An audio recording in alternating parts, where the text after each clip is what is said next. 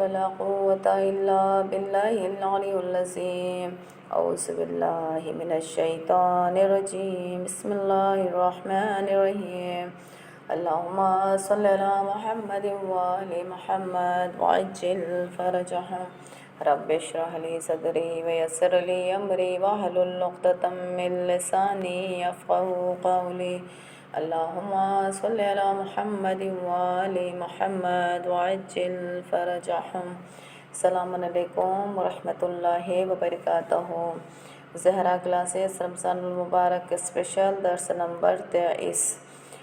درس کی ابتدا سے پہلے آپ تمام خواہران کی خدمت میں جس طرح میں گزشتہ درس میں بیان کرتی آ رہی ہوں کہ آپ لوگوں کے درمیان ماہ رمضان المبارک کی زہرا کلاسز کے زیر اہتمام جو ماہ رمضان کی کلاسز ہیں، اس کا درس الحمدللہ مسلسل آپ تمام کی خدمت میں پیش کیا جا رہا ہے، اور انہی درس سے 5 سوالات آپ تمام خواہران سے پوچھے جا رہے ہیں.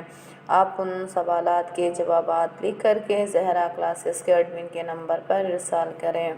اور میں شکر گزار ہوں ذاکر اہل بیت سیدہ سبیکہ رضوی صاحبہ مقیم بمبئی کا، جنہوں نے درس سے بہترین سوالات نکالے ہیں. اللہ تعالیٰ سے ان کے حق میں دعا گو ہوں کہ ان کی توفیقات میں اضافہ کرے، ان کے اعمال کو اللہ اپنی بارگاہ میں قبول کرے اور انہیں اجر کثیر و عنایت کرے. درس کے جانب آتے ہیں. آج ہم جس سورہ کے بارے میں پڑھیں گے وہ ہے سورہ ضحیٰ. سب سے پہلے سورہ ضحیٰ کی تلاوت کرتے ہیں. اعوذ باللہ من الشیطان الرجیم. بسم اللہ الرحمن الرحیم.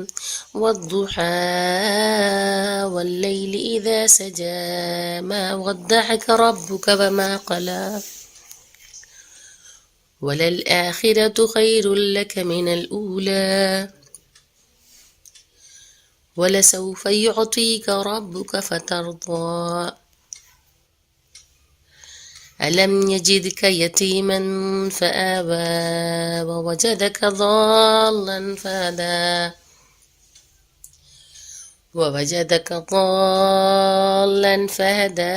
ووجدك عائلا فأغنى فأما اليتيم فلا تقهر وأما السائل فلا تنهر وأما بنعمة ربك فحدث.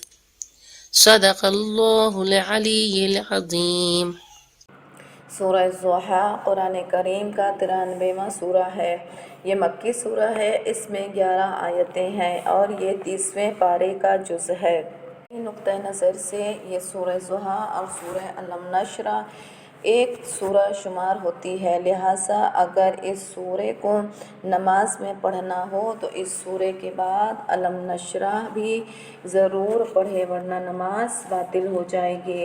یعنی سورہ ضحیٰ اور سورہ علم نشرہ یہ دونوں سورہ ایک دوسرے سے ایسی وحدت قائم کرتے ہیں کہ ائمہ معصومین علیہ السلام میں یہ بامنزل ایک سورہ تسلیم ہوتی ہے. یعنی ائمہ معصومین علیہ السلام کی نظر میں بھی یہ دو سورہ ضحیٰ سورہ علم نشرہ کیا ہے، ایک سورہ تسلیم ہوتی ہے. اور فقہ جعفریہ میں بھی نماز میں سورہ حمد کے بعد ایک مکمل سورہ پڑھنا لازم ہے. اگر کوئی شخص سورہ ضحیٰ کی تلاوت سورہ حمد کے بعد کرے تو پھر اس کے لیے ضروری ہے کہ وہ سورہ علم نشرہ بھی پڑھے، کیونکہ یہ دو سورہ بظاہر قرآن میں دو شکل میں نازل ہے، کیونکہ اس کی ابتدا میں بھی بسم اللہ الرحمن الرحیم ہے اور علم نشرہ کے ابتدا میں بھی بسم اللہ الرحمن الرحیم ہے. لیکن اس کے باوجود یہ سورہ ایک مکمل سورہ شامل ہوتا ہے، کیونکہ یہ دونوں سورہ میں وحدت ہے. اور اس کا سب سے بڑا سبب واضح یہ ہے کہ یہ دونوں سورتیں ذات رحمت للعالمین صفت و کمالات اسرار سیرت حضرت محمد مصطفیٰ صلی اللہ علیہ وآلہ وسلم پر مشتمل ہے. یعنی یہ سورہ رسول اکرم صلی اللہ علیہ وآلہ وسلم کی ذات گرامی سیرت پیغمبر صلی اللہ علیہ وآلہ وسلم پر نازل ہوئی ہے۔ تو یہ دونوں سورہ ایک شامل ہوتی ہے، اگرچہ قرآن میں اسے دو سورت کی شکل میں نازل کیا ہے، دو سورت کی شکل میں لکھا ہوا ہے۔ سورہ ضحیٰ کی فضیلت۔ حضرت رسول خدا صلی اللہ علیہ وآلہ وسلم نے ارشاد فرمایا کہ جو شخص اس سورہ کی تلاوت کرے گا وہ ایسے لوگوں میں سے ہوگا جن سے اللہ تعالیٰ راضی ہوگا، اور وہ اس لائق ہوگا کہ حضرت رسول اکرم صلی اللہ علیہ وآلہ وسلم اس کی شفاعت کریں، اور ہر یتیم اور سوال کرنے والے مسکین کے برابر 10 حسنات اس کے لیے ہوں گے، اور یہ سب فضائل اس کے لیے ہیں جو اس پہ پڑھے اور اس پر عمل کرے۔ یعنی سورہ ضحیٰ کی پہلی فضیلت کیا ہے کہ اگر کوئی اس سورہ کی تلاوت کرتا ہے تو اللہ تعالیٰ اس سے راضی ہوگا، اور وہ اس لائق ہوگا کہ حضور اکرم صلی اللہ علیہ وآلہ وسلم اس کی شفاعت کریں، اور ہر یتیم اور سوال کرنے والے مسکین کے برابر 10 حسنات اس کے لیے ہوں گے، اور یہ فضائل اس کے لیے ہے جو اس سورہ کو پڑھے اور اس سورہ پر عمل کرے۔ یعنی صرف پڑھنا، سورہ کی تلاوت کرنا کافی نہیں ہے، اس پر عمل بھی کیا جائے۔ اگر اس سورہ کو کسی گمشدہ کے نام کے ساتھ لکھ دیا جائے تو وہ صحیح سالم واپس آئے گا۔ یعنی اگر کوئی گمشدہ ہو جائے، کوئی غائب ہو جائے، چیز ہو یا مثلاً اولاد میں ہو یا پھر اہل و عیال میں ہو، اکثر ایسا ہوتا دیکھا جاتا ہے کہ اہل و عیال میں سے کبھی کوئی بچہ، کبھی کوئی بزرگ حضرات غائب ہو جاتے ہیں، اگر یہ سورہ ان کے نام سے ساتھ میں لکھ دیا جائے، اس سورہ کا نام ان کے ساتھ میں لکھ کر کے رکھ دیا جائے تو وہ شخص، وہ انسان صحیح سالم واپس آئے گا۔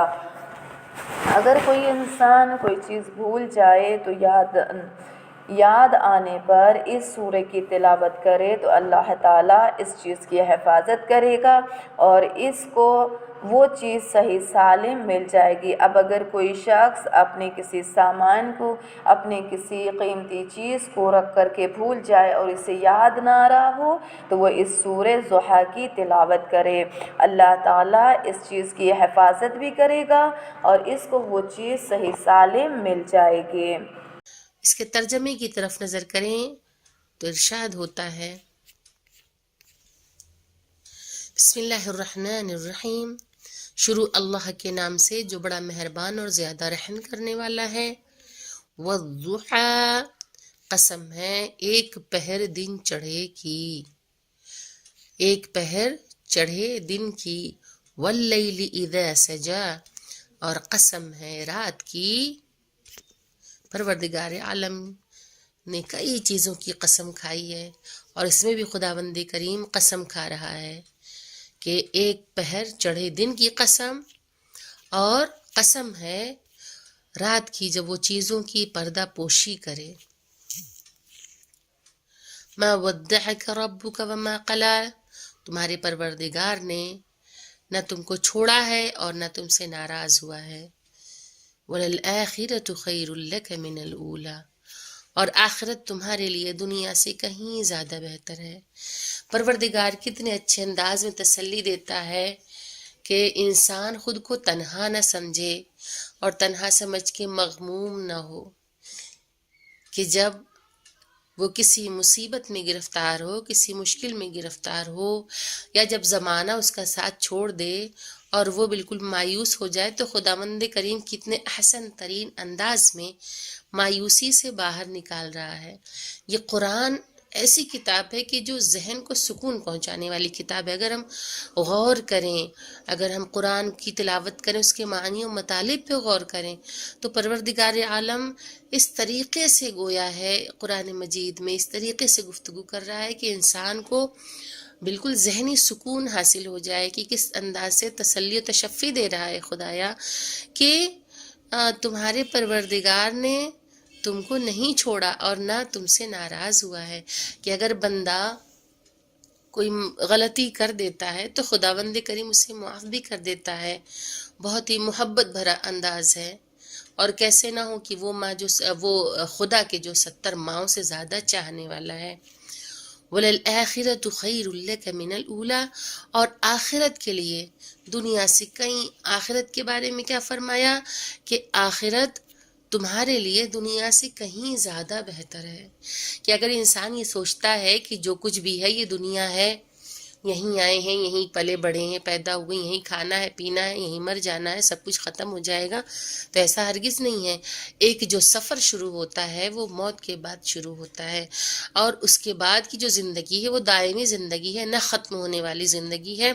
تو خداوند کریم ارشاد فرماتا ہے کہ دنیا سے کہیں زیادہ بہتر کیا ہے؟ آخرت ہے.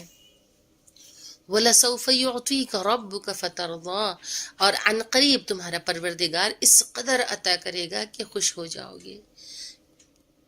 اس کے بعد فرمایا أَلَمْ يَجِدْكَ يَتِيمًا فَآوَىٰ، کیا اس نے تم کو یتیم پا کر پناہ نہیں دی. وَوَجَدَكَ ضَالًّا فَهَدَىٰ، اور کیا تم کو گمگشتہ پا کر منزل تک نہیں پہنچایا. وَوَجَدَكَ عَائِلًا فَأَغْنَىٰ، اور تم کو تنگ دست پا کر غنی نہیں بنایا. فَأَمَّا الْيَتِيمَ فَلَا تَقْهَرْ، پس تم یتیم کو کبھی جھڑکو مت، یعنی کہ یتیم کے ساتھ شفقت سے پیش آؤ، یتیم پہ رحم کرو. لہٰذا اب تم یتیم پر قہر نہ کرنا. وَأَمَّا السَّائِلَ فَلَا تَنْهَرْ، اور سائل کو جھڑک مت دینا.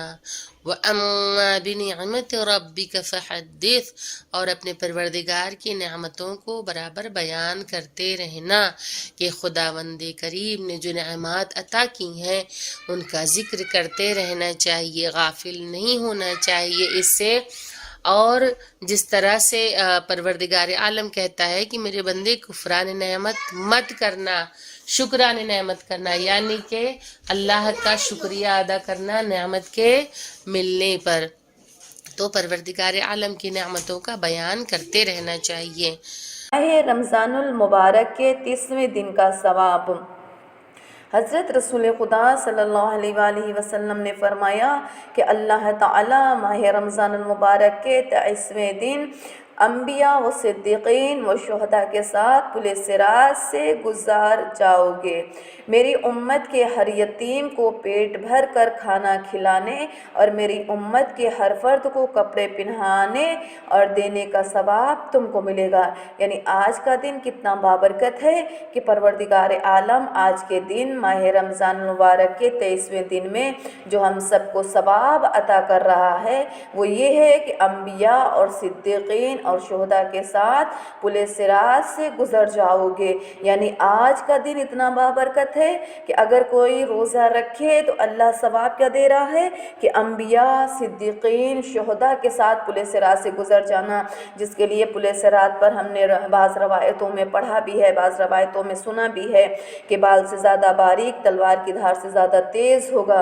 اور آج پروردگار عالم فرما رہا ہے کہ تم شہداء، صدیقین اور انبیاء کے ساتھ پل صراط سے گزر جاؤ گے. میری امت کے ہر یتیم کو پیٹ بھر کر کھانا کھلانے اور میری امت کے ہر فرد کو کپڑے پہنانے اور کپڑے دینے کا ثواب تم کو ملے گا. یعنی ہر یتیم کا پیٹ بھر کر کھانا کھلانا، جو کہ ناممکن ہے، ہم اپنے علاقے کے یتیموں کو پیٹ بھر کے کھانا نہیں کھلا سکتے، نہ کہ امت کے یتیم. اور پھر فرمایا امت کے ہر فرد کو کپڑے پہنانے اور کپڑے دینے کا ثواب، جبکہ ہم اپنے ہی علاقے کے ہر فرد کو لباس نہیں دے سکتے، ہر فرد کو لباس نہیں پہنا سکتے ہیں. لیکن اللہ اتنا کریم ہے، اللہ اتنا رحیم ہے، اللہ اتنی محبت کرنے والا کہ وہ اپنی امت کو اس نعمت سے نواز رہا ہے کہ اگر تم نے 23ویں دن روزہ رکھا تو خالق کائنات اپنی رحمانیت کے صدقے میں تمہیں امت کے ہر یتیم کو پیٹ بھر کر کھانا کھلانے اور امت کے ہر فرد کو کپڑے پہنانے کا اجر تمہیں ملے گا. ماہ رمضان المبارک کے 23ویں دن کی دعا.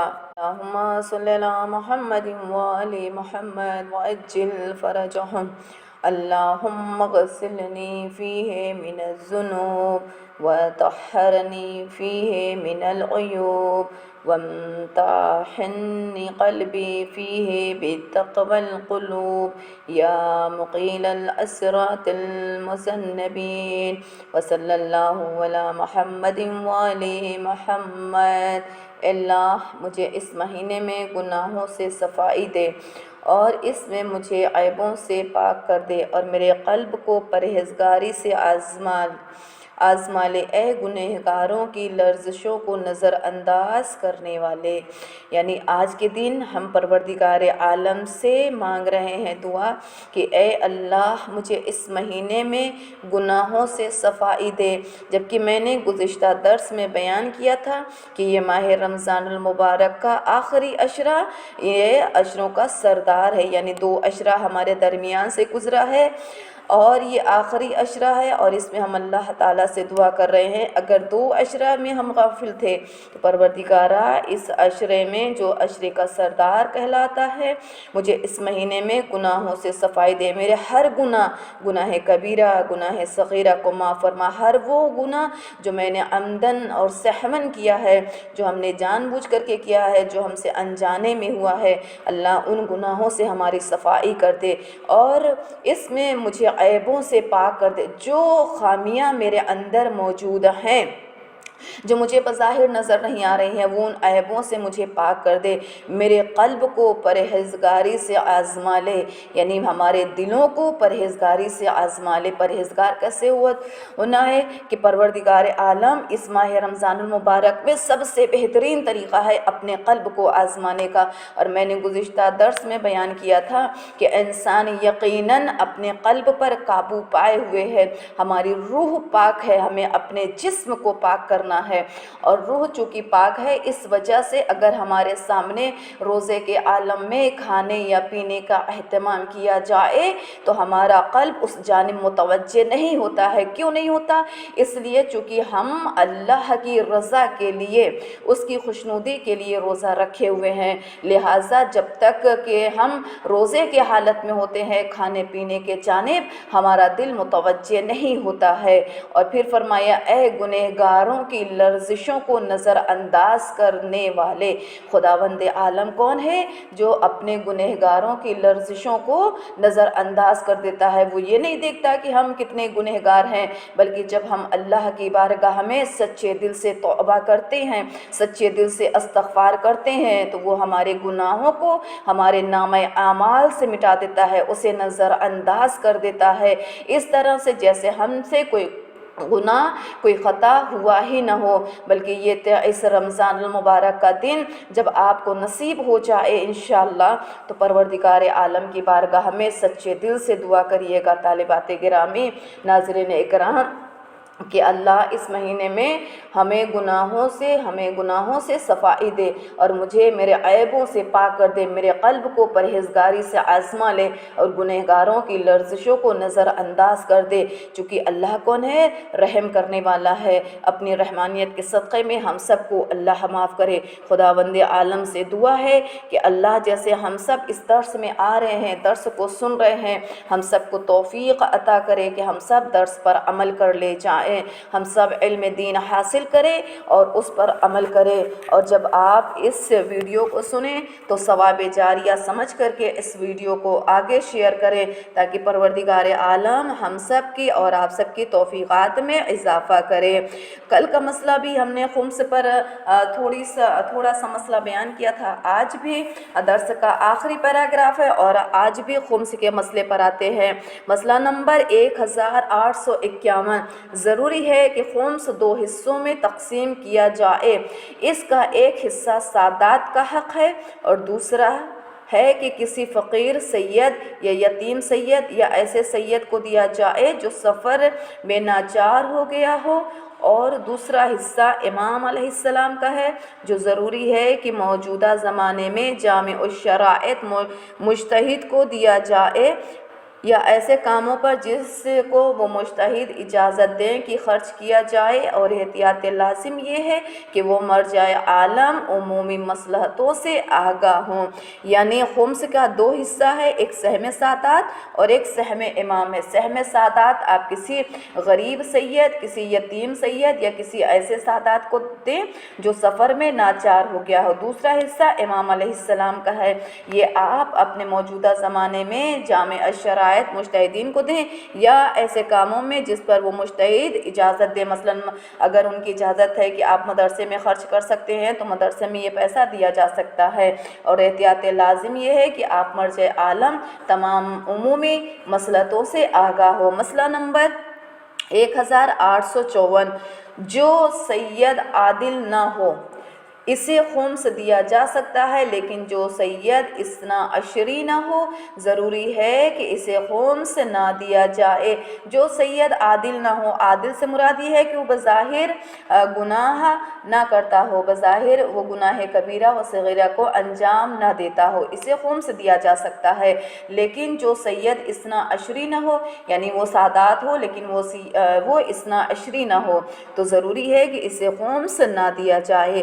مسئلہ نمبر 1855، وہ سید جو خمس کے مال کو گناہ میں خرچ کرتا ہے اس کو خمس نہیں دیا جا سکتا، بلکہ اگر خمس دینا اس کی معصیت میں مدد کہلاتا ہو تو احتیاط واجب یہ ہے کہ اسے خمس نہ دیا جائے اگرچہ وہ گناہ میں خرچ نہ بھی کرے، اور اسی طرح احتیاط واجب یہ ہے کہ اس سید کو بھی خمس نہ دیا جائے جو شراب پیتا ہو یا نماز نہ پڑھتا ہو یا آشکار گناہ کرتا ہو۔ یعنی خمس کا مسئلہ نمبر 1855 میں ہے کہ خمس اس سید کو نہ دیا جائے کہ جو خمس کا پیسہ گناہ پر انجام دیتا ہو، مثلا شراب پیتا ہو، گناہ کرتا ہو، کھلا گناہ کرتا ہو۔ اگرچہ دوسرا مسئلہ یہ ہے کہ اگرچہ وہ گناہ میں خرچ نہ بھی کرے، اسی طرح احتیاط واجب یہ ہے کہ اس سید کو بھی خمس نہ دیا جائے جو شراب پیتا ہو یا نماز نہ پڑھتا ہو یا آشکار گناہ کرتا ہو۔ یعنی وہ گناہ جو سب کے سامنے، گناہ کبیرہ، گناہ صغیرہ، جو سب کے سامنے، جو سب جانتے ہیں، آشکار ہے کہ ہاں یہ گنہگار ہے، تو ایسے سید کو بھی خمس کا پیسہ نہ دیا جائے۔ مثلا یہاں پر بیان ہے، اس کا صرف خلاصتاً میں یہ بیان کر دیتی ہوں کہ آپ سہم سادات اس سید کو نہ دیجیے کہ جو گناہ میں پیسے کو خرچ کرتا ہو، شراب پیتا ہو، نماز نہ پڑھتا ہو یا ایسے گناہ کرتا ہو جو اس کے گناہ آشکار ہیں، جو سب پر ظاہر ہے۔ مسئلہ نمبر 1863، اگر کوئی شخص حاکم شرع کی وکالت سے یا اس کے وکیل سے خمس وصولی پر مامور ہو تو اس کا ذمہ بری ہوگا جائے گا، اور اگر ان میں سے کسی ایک کی اجازت سے دوسرے شہر میں منتقل کرے اور بغیر کوتاہی کے تلف ہو جائے تو ضامن نہیں ہے۔ یعنی اگر کوئی شخص حاکم شرع کی وکالت سے اس کے وکیل سے خمس وصولی پر مامور ہو تو اس کے یہ ذمے سے بری ہو جائے گا، پھر اس پر یہ ذمہ داری نہیں رہے گی، بلکہ اگر وہ کسی دوسرے شہر میں منتقل ہو جائے تو وہاں پر بھی بغیر کوتاہی کیے تلف ہو جائے تو وہ ضامن نہیں ہے۔ مسئلہ نمبر 1866، مالک خمس کے مستحق شخص سے یہ شرط نہیں کر سکتا کہ وہ خمس لینے کے بعد اسے واپس لوٹا دیں۔ یعنی اگر ہم کسی کو خمس کا پیسہ دے رہے ہیں تو اگر چونکہ ہم مالک کے خمس کے مستحق شخص سے، یعنی جو مستحق شخص ہے جسے یہ حق چاہیے، جو یقیناً حقدار ہے، اگر ہم اس سے یہ شرط لگا دیں کہ یہ پیسہ بعد میں ہمیں واپس کر دینا، تو ایسا کرنا گنہگار ہو جائیں گے، ایسا کرنا لازم نہیں ہے، اور اس طرح سے خمس کا پیسہ شرط کے ساتھ میں لوٹانا جائز نہیں ہے کہ ہم نے خمس کا پیسہ دیا اور بعد میں کہہ دیا کہ ہمیں یہ خمس کا پیسہ بعد میں لوٹا دینا، تو یہ چیز جائز نہیں ہے۔ ماہ رمضان المبارک کے 30ویں دن کی نماز، علامہ مجلسی نے زاد المعاد میں ماہ رمضان المبارک کے ان خصوصی نماز کو لکھا ہے: شب 23 8 رکعت نماز، ہر رکعت میں سورہ حمد کے بعد جو سورہ چاہے وہ سورہ پڑھے۔ اللہ تعالیٰ سے دعا ہے کہ پروردگار عالم ہماری اس چھوٹی سی عبادت کو اپنی بارگاہ میں قبول کرے اور ہم سب کو توفیق دے کہ ہم سب علم دین حاصل کریں اور اس پر عمل پیرا رہیں، اور پروردگار عالم ہم سب کی توفیقات میں اضافہ کریں انشاءاللہ۔